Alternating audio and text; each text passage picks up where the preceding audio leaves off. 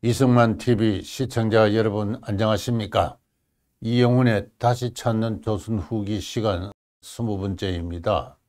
저는 지난 시간에 조선 왕조의 국가체제는 예의 국제적 질서, 예의 국제적 위계였다. 위로는 천자에서부터, 그 다음에 제후로서 조선의 국왕, 그리고 조선의 양반 관료는 대부라는 어떤 국제적 신분을 갖는 그러한 예의 질서와 위계였다. 근데 최고 정점에 있는 천자가 중화세계를 대표하는 그러한 사람이었기 때문에 이 체제는 내부적 응집력이 강하지 않고 자기 완결적이지 않고 뭔가 외부적 충격에 약한 외부로의 발산성, 원심성이 있는 그와 같은 취약한 체제였다.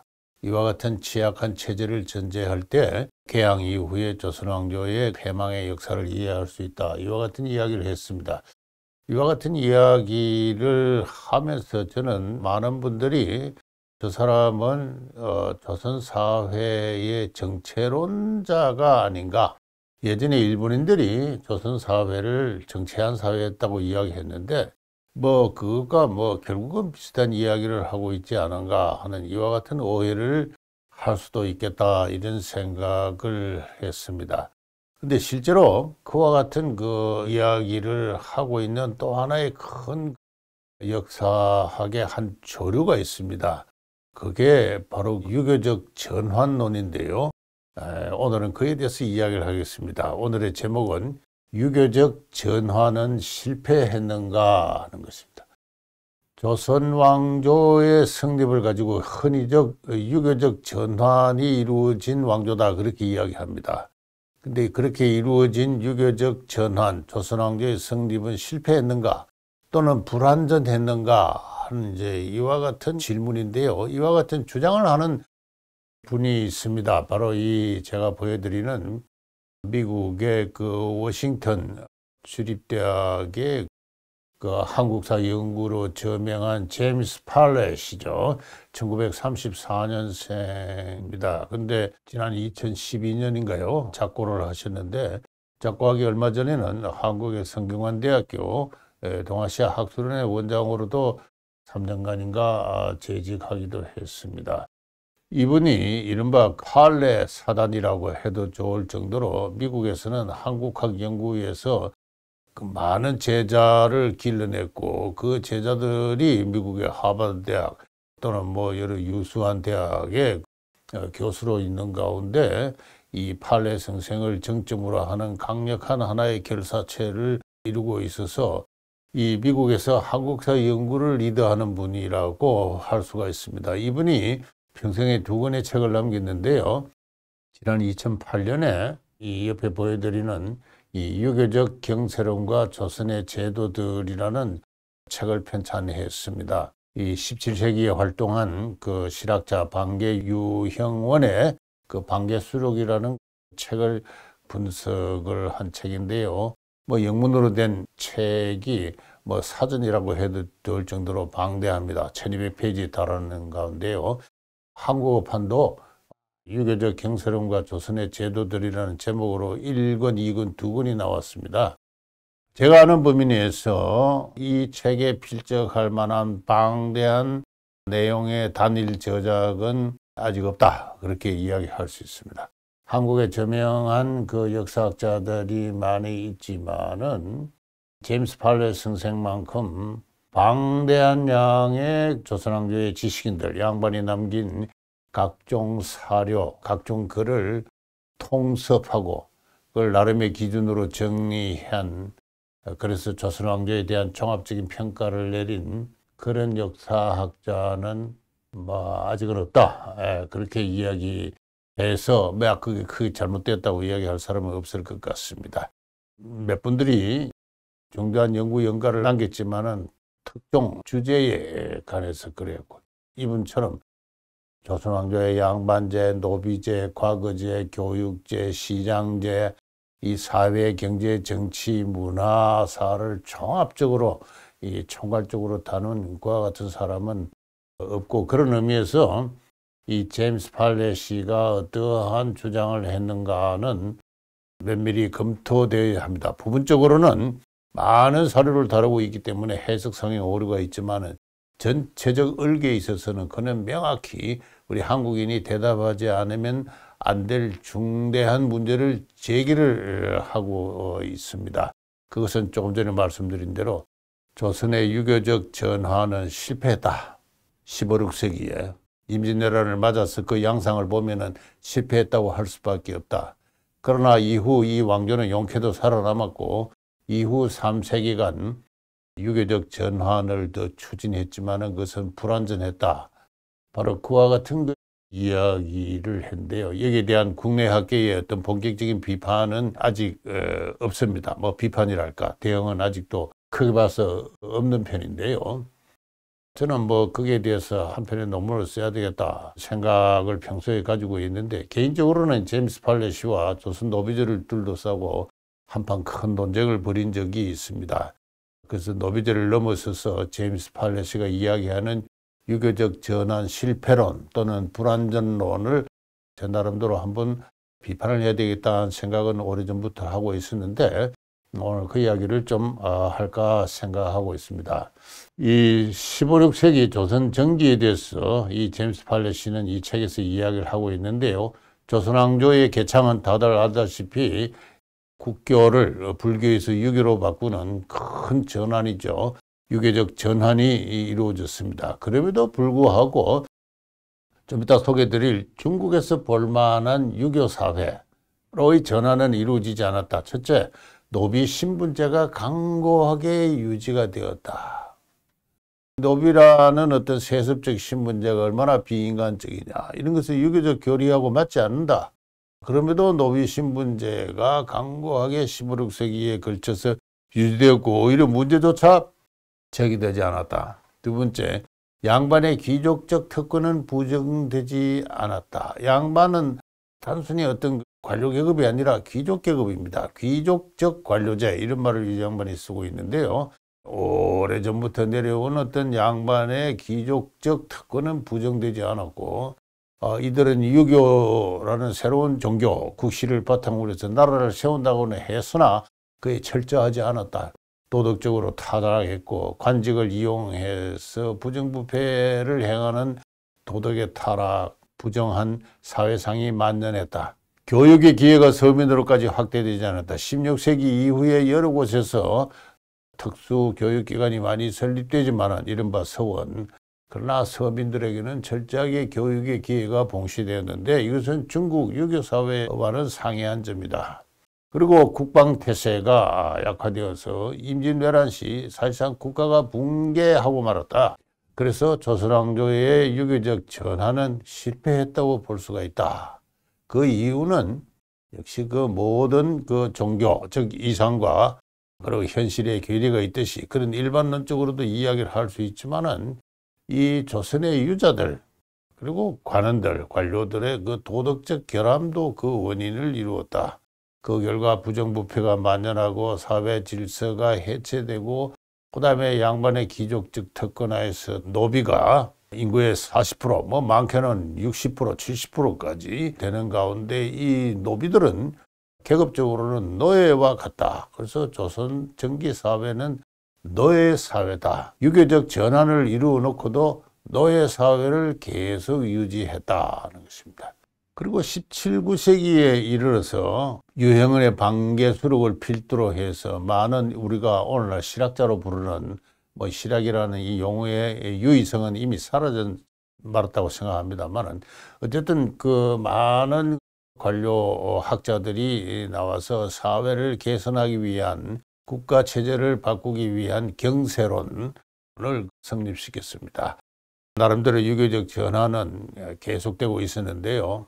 첫째, 노비제, 비도덕적인 노비제를 세습시키는 것. 아무 죄도 없는 인간이 부모가 노비라고 해서 그 자식이 노비가 되는 이런 세습신분제, 세습노예제, 이거 유교적이지 않다. 유교의 휴머니즘에서는 이런 노비제가 용납될 수 없다. 이러한 비판이 제기되면서 결국은 18세기 전반에 이르러서 종모종량법이 이제 성립을 하게 되죠. 여기에 대해서는 제가 몇 차례 이야기를 했습니다만, 그러나 노비제를 폐지하자는 주장, 그러니까 세습제의 굵은 줄기를 약화시켰습니다. 세습이 두 갈래로 이루어진다면은 이제는 어머니가 양인인 경우에는 자식을 노비로 삼지 않는 그런 정도의 계량은 이루어졌지만은, 그러나 이 무자비한 세습 노비제를 폐지하자는 혁명적 주장은 제기되지 않았고 또 실천되지도 않았다. 그다음에는 동전의 유통이 이루어져서 상업경제가 발달했다. 그렇지만은 중국에서와 같은 은화나 금화 또는 고액전이 주조되거나 보급되지는 않았다. 조선의 유자들은 시장과 화폐가 부를 정대시킬 수 있다는, 부의 원천이 시장에 있다는 것, 상업에 있다는 것, 이 원리에 대한 이해가 없었다. 시장이 커지면은, 교환이 발전을 하게 되면은 생산이 증가하게 되고 나라의 부가 증대한다는 이 시장과 상업이 부의 원천이 되는 그 원리에 대한 이해가 없었다. 그 다음에 임진왜란에 또는 병자호란에 교훈을 받아서 국방력을 강화하기 위해서 이 양반의, 지배신분 양반의 군력을 부과하려는 시도가 임진왜란 이후부터 일어났지만 몇 차례의 대규모 논의에도 불구하고 결국 실패했다. 1754년인가요? 영조 임금이 균역법을 실시해서 양인들의 군포 부담을 절반으로 낮추는 그런 정도의 개혁은 있었다. 역시 유교적 전환은 추진되고 있었지만은, 그러나 양반의 군력을 부과하려는 시도는 1860년대나 되었어야 대원군에 의해서 비로소 실현되었다 하는 것입니다. 또 매우 지지부진했다는 이야기입니다. 그 다음에는 이 사회가 불안정한 중요한 원인의 하나가 토지 소유의 분배가 불균등한 것입니다. 이를 바로잡기 위한 그러한 그 논의가 많은 학자들에서 제기되었습니다. 한전제, 균전제 또는 정전제, 전국의 토지를 재분배하자 하는 이와 같은 논의는 말에만 그쳤다. 한 번도 진지하게 정책으로 다듬어지고 실현될 만한 그러한 움직임은 없었다. 그래서 오래된 양반 노비제, 비유교적인 신분제는 관철을 했고, 이러한 귀족적 관료제와 노예제의 결합으로 이루어진 이 사회가 순수한 의미의 유교 사회로의 전환은 이루어지지 못했다. 그런 상태에서 제국주의 시대가 되어가지고 청제국이 해체되자 조선은 고립무원이 되고 말았다. 이와 같은 이야기입니다. 이것이 이제 제임스 팔레스가 이야기하는 유교적 전환 실패론 또는 불완전론인데요. 제가 이것에 대해서 나름대로 많은 문제의식을 느끼고 비판하고자 하는 것은, 첫째는 이 제임스 팔레스는 이 유교 사회의 어떤 그 전형을 중국으로 생각합니다. 그렇게 해서 중국사와 끊임없는 어떤 비교를 통해 가지고 조선이 얼마나 실패하고 불완전한 사회인가, 귀족적 관료제와 노예제가 결합된 그와 같은 일종의 고대적 양상의 사회인가를 이제 이야기를 하고 있는데, 저는 이 점이 좀 잘못되었다 하는 것입니다. 결국 중국 송대 이후에 중국 이 유교 사회로 하나, 결국은 19세기 들어와서 중국도 망했잖아요. 크게 따지면은 망하는 양상이 다를 뿐이지 중국사도 실패하기는 마찬가지입니다. 이런 식으로 하나의 모델을 정해놓고 이렇게 한 나라의 역사를 평가하는 게 저는 옳지 않다는 생각을 하고 있는데요. 송대 이후 중국사가 어떠한 것인가는 잘 알려진 이야기지만, 제가 간단하게 소개하면은 당말 5대 혼란기를 겪으면서 중국사에 큰 전환이 이루어졌습니다.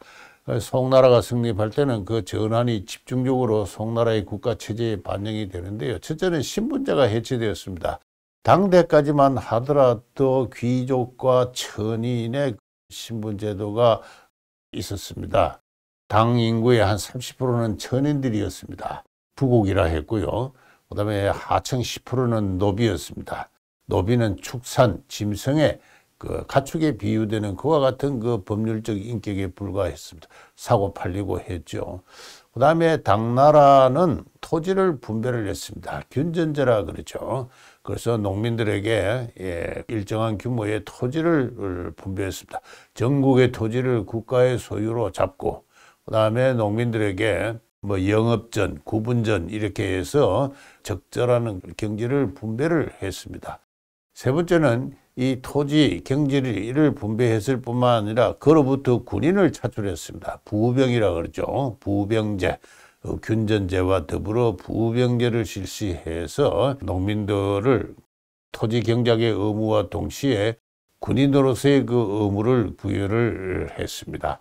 그래서 중국의 전제국가가 개별 인격을 지배하는 인신 지배 체제가 동시에 당까지의 사회였습니다.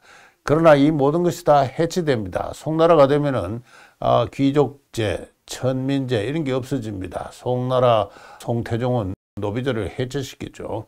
형벌에 의한 노비 이외에 민간에서 노비를 소유하는 것을 금지를 했습니다. 동시에 세습적인 귀족 신분제라는 것은 없어졌습니다. 모든 사람은 신분대가 평등한 그런 민이 되었습니다. 이런 것을 가지고 흔히 일군만민이라 그러는데요. 이 황제 하나 아래에 모든 만 사람은 다 동일하다는 것입니다. 이 일군만민의 체제가 성립했고, 그 다음에 국가는 토지 사유재산 제도를 존중을 했습니다. 토지를 뭐 인위적으로 정책적으로 재분배한다는가 그런 일이 없었고 했습니다. 토지로부터는 연간 봄과 가을에 양세라 해서 토지 규모, 재산 규모에 맞는 세를 화폐로 걷어들일 뿐이었습니다. 농민은 자기에게 부과된 토지 규모에 따라서 부과되는 양세를 납부하고 나면은 더 이상 국가에 대해서는 아무런 부담도 지지 않습니다. 국가의 인신 지배 체제가 결국 해체됐다고 볼 수가 있죠. 그럼 군인은 고용을 합니다. 직업 군인제가 되죠. 그다음에 기타 뭐 여러 가지 국가가 필요한 노동력이 있습니다. 그런 것은 농민들이 낸 세금을 갖고 고용을 합니다. 도로를 닦는다, 다리를 놓는다, 뭐 성을 쌓는다. 국가가 노동력이 필요한 건 다 고용노동으로 해결합니다. 이렇게 해서 국가의 토지 지배와 인신 지배가 해체되는 가운데 모든 사람이 법률적으로, 신분적으로 평등해지는 데자 사회의 자율성이 제고되고 상업이 발전을 하게 됩니다. 송대 상업의 발전은 그야말로 눈부신 바가 있었고, 동유럽의 비잔틴 제국과 동시에 세계 양대 중심을 이루고, 오히려 그 비잔틴 제국보다는 더 번성한 세계 최고의 어떤 번성한 상업의 발전을 이루었습니다. 사회의 자율성이 제고되었고요. 사회는 각자 자기 능력에 따라서 서로 계약을 맺고, 그리고 계약에 따라서 사회 스스로가 인간의 사회적 위계를 결정하는 이와 같은 그 사회가 됩니다. 다만 황제는 이 사회를 통합하기 위해서 과거제라는 큰 사닥다리를 이 일군만민의 사회에 늘어뜨려 놓고 있었고, 그런데 참 10,000명에 1명꼴로 아주 능력이 우수한 수재들이 이 과거제를 통해서 중앙관료로 올라가는, 황제가 늘어뜨린 과거제의 사닥다리에 만민이 그를 중심으로 해서 이렇게 통합되어 있는 사회가 되죠. 이와 같은 그 사회를 하나의 정신적으로 통합한 것이 바로 철학적 그 기초가 된 것이 송해성리학입니다. 이 송해성리학은 이전의 당 시대와 달리, 도교나 불교가 지배했던 당과 달리 송해성리학은 이 우주 만물에는, 인간 사회에는 그 생성의 근본 원리로서 하나의 도덕 원리가 관철하고 있다. 이 도덕 원리가 허령하고 있는 가운데 이게 이치라면은 기라는 어떤 에너지가 있어가지고 이 기가 발동을 해서 이 에너지가 이치를 실현하는 하나의 형이상학을 성립시키는데, 인간의 본성도 마찬가지로서 모든 사람은 자기가 부여받은, 하늘로부터 부여받는 이 이치를 깨닫고 그 수양을 통해서 이걸 발현함으로써 한 인격을 완성할 수 있다. 이 송해성리학은 저 말단의 상인이나 공업자, 노동자에 이르기까지 모두 인간의 구원의 가능성을 전제한, 이런 의미에서 아시아적인 의미에서 어떤 그 민주주의적 어떤 철학이 여기서 성립했다, 이렇게 볼 수가 있습니다. 이것이 흔히 역사학자들이 송 이후의 명청의 중국사를 설명하면서 중국사 천년을 그 이전 당대와는 구분되는 하나의 유교 사회로서 설명하고 있는데요. 이것을 모델로 해서 조선을 보게 되면 조선은 여전히 신분제가 지배했습니다. 귀족적 관료제, 세습적 관료제가 있었고 그 다음에는 노예제가 또 존재하고 있었다는 것. 사회의 자율성은 그렇게 높지 않았고 상업의 발전도 매우 낮은 수준이었다. 이 제임스 팔렛이는 조선의 유자들은 반계 유형은도 그렇고 뭐 기타 많은 뭐 성호 이익이라든가 뭐 다산 정약용 다 좋습니다. 항상 중국의 고전을 모델로 삼았다. 당대의 그 송나라라든가 명나라, 청나라가 어떠한지에 대해서는 정보도 없었고 그 명나라의 유명한 황종이 같은 고현무 같은 명청의 그 실학자들이 어떠한 경서를 펴고 있는지는 알지 못했고 그들은 항상 중국의 고전을 보고 얘기와 주례를 보고 이상사회를 추구를 했는데 조선의 어쩔 수 없는 현실과 그 중국 고전과의 타협을 모셔가는 그와 같은 방법론적인 사고를 추구를 했는데 때에 따라서는 중국의 주대, 중국의 비기원전 천년의 주대보다도 상업의 발전에 낮았다. 중국에서 동전은 이미 그때부터 널리 보급되고 있었는데 이 조선에서는 15, 16세기까지도 동전이 보급되지 않았고 17세기에도 동전의 보급을 두고 그렇게 망설이고 했던 것인데 이것은 중국의 주대보다도 경제 발전 수준이 낮은 것을 의미한다. 이렇게까지 이야기를 하고 있습니다. 실제로 조선 왕조의 경제 상황이 화폐 보급에 관한 한 그렇게 낮았던 건 사실이고 처음부터 끝까지 물품 화폐가 지배하는 그런 사회였죠. 제임스 팔렛은 바로 이와 같은 뒤떨어진 현실에서 뒤떨어진 경제 수준에서 조선의 유자들은 항상 중국의 고전에 의존하는 일종의 지적 전통을 갖고 있었는데 그 결과 명청시대의 이 발전된 중국 사회에 대해서는 알지도 못했고 그에 상응할 만한 유교사회를 성립시키지 못했다 하는 그와 같은 이야기입니다. 저는 당대의 조선 왕조가 중국에 비해서 상대적으로 후진적이었다. 송대에 비해서 후진적이었다. 그렇게까지 이야기하는 것에 대해서 큰 반감을 느끼지 않습니다. 왜 그런가 하는 달리 설명돼야 될 요소가 많다. 그렇게 이제 생각하지만은 어쨌든 그 정태적으로 양국의 역사를 비교하는 한 그렇게 이야기하는 것에 대해서 큰 잘못이라고는 생각되지 않습니다. 그런데 보여드린 건 청명상하도죠. 중국의 송대에 번창하는 중국의 수도 이 개봉에 몰려드는 천하에서 몰려드는 상선들 이 청명상하도가 이렇게 보고 있으면은 그야말로 참 콘스탄티노플에 못지않은 화려한 세계의 중심 도시로서의 어떤 중국의 모습을 상상하기에 넉넉합니다만은 이 팔레 교수는 늘 이런 중국사를 보면서 조선을 이렇게 바라봤던 것이 아닌가 그런 생각을 합니다. 그런데 저는 이 제임스 팔레 교수의 이와 같은 설에 대해서 가장 크게 제기하고 싶은 의문은 고려와 조선을 구분하고 있지 못하다. 이 팔레 교수는 고려는 원조선이다 이렇게 생각하는 것 같습니다. 조선과 고려의 본질적인 차이는 없다.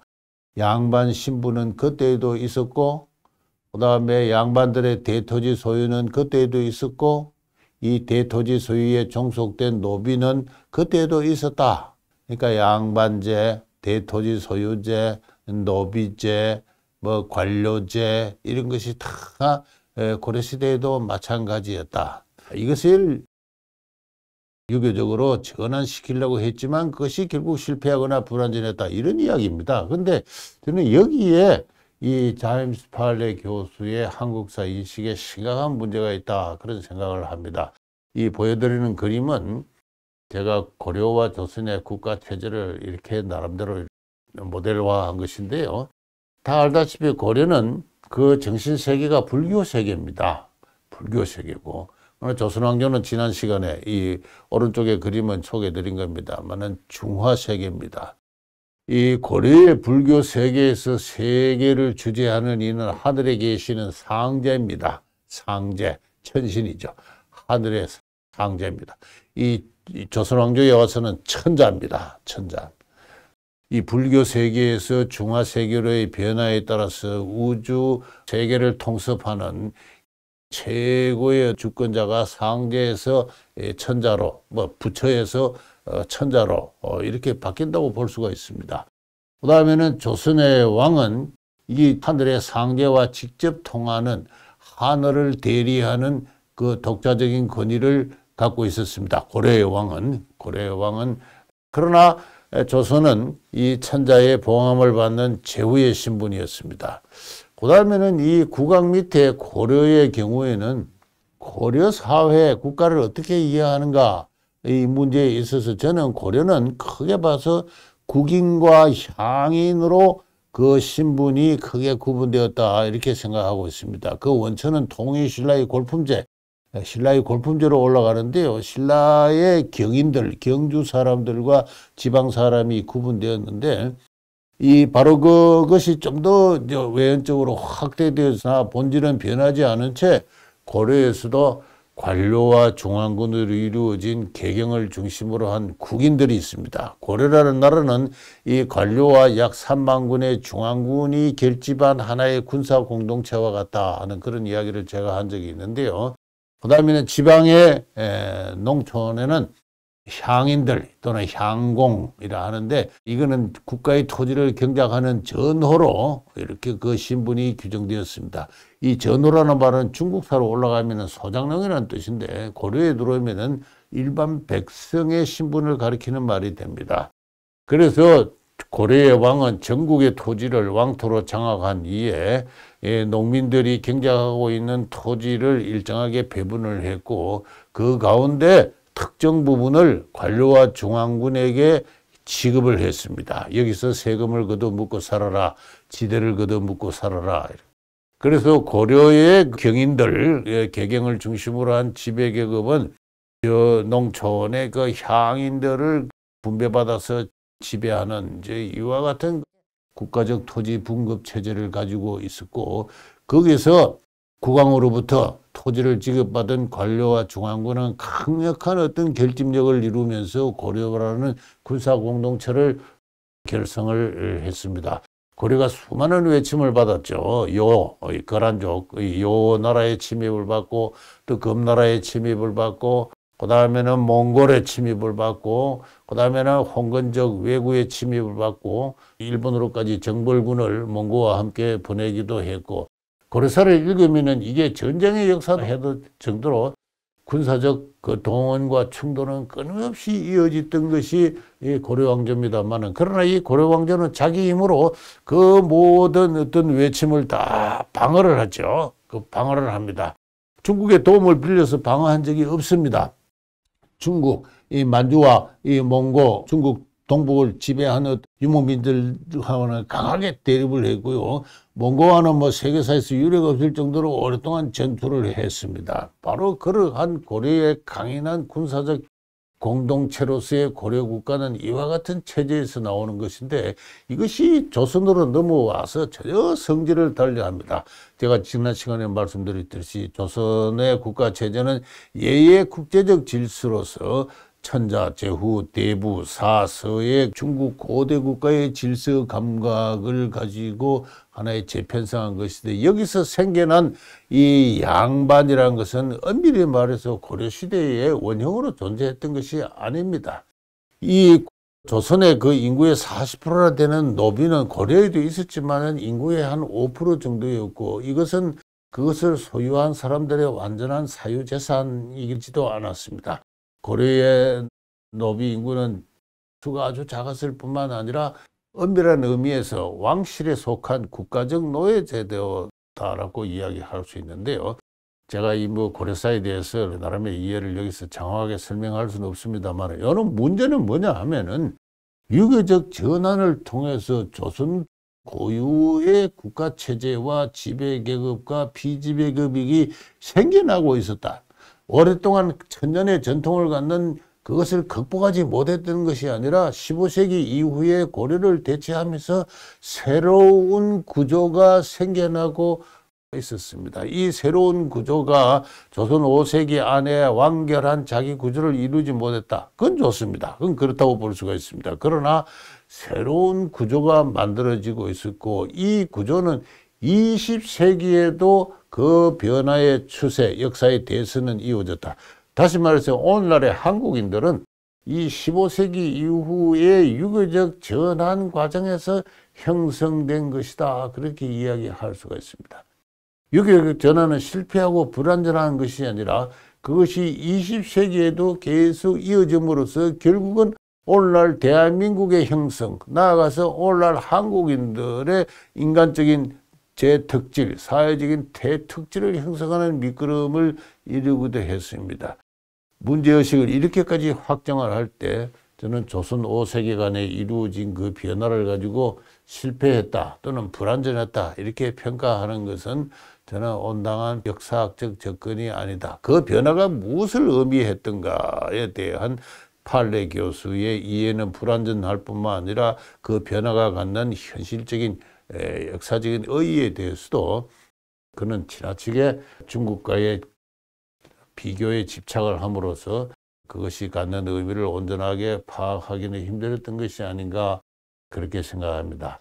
예, 이상 조선왕조의 국가체제에 대해서 이야기를 하면서 앞으로 한 2~3시간에 걸쳐서 19세기 후반 제국주의 시대에 있어서 이 조선왕조가 해체되는 양상, 그 양상에 대해서 이야기를 했습니다. 그렇게 해서 대체로 한 2월 말쯤 해서 이 다시 찾는 조선 후기라는 이 강좌의 시리즈를 종결할까 그렇게 예정하고 있습니다. 예, 경청해 주셔서 대단히 감사합니다.